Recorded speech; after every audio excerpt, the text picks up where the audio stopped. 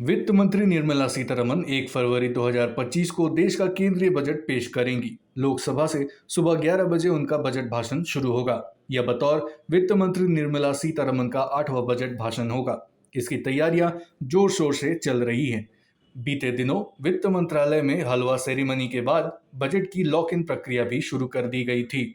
यह इस बात का संकेत है कि बजट को अंतिम रूप दिया जा चुका है। हर बार की तरह इस बार भी देश के मध्यम वर्ग को बजट से बड़ी आस है और वे बढ़ती महंगाई के दौर में बड़ी राहत की उम्मीद कर रहा है। बजट में क्या क्या घोषणाएं होंगी, यह तो वित्त मंत्री के बजट के भाषण के बाद ही पता चलेगा। हम यहाँ आपको दुनिया के पहले बजट के बारे में बताएंगे। दुनिया में पहला बजट कहाँ पेश किया गया था, यह शब्द कहाँ से आया और इस बजट को तैयार करने की प्रक्रिया क्या थी, आइए जानते हैं। बजट शब्द लैटिन शब्द बुल्गा से हुई थी। फ्रांसीसी भाषा में इसे बुगेट भी कहा जाता था। जब इस शब्द को इंग्लिश में प्रयोग किया तो यह बोगेट हो गया, जो बाद में बजट कहा जाने लगा।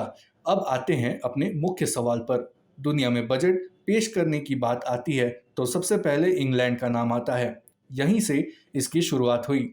जानकारी के मुताबिक 1760 में पहली बार प्रत्येक वित्तीय की शुरुआत में बजट पेश करना शुरू किया गया था। यहीं से बजट अन्य देशों में पहुंचा। इसे सरकारों द्वारा पेश किया जाने लगा। भारत में कब पेश हुआ था पहला बजट?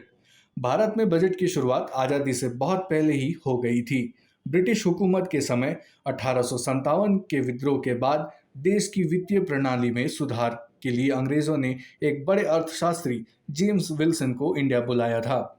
उन्होंने 7 अप्रैल 1860 को भारत का पहला केंद्रीय बजट पेश किया था।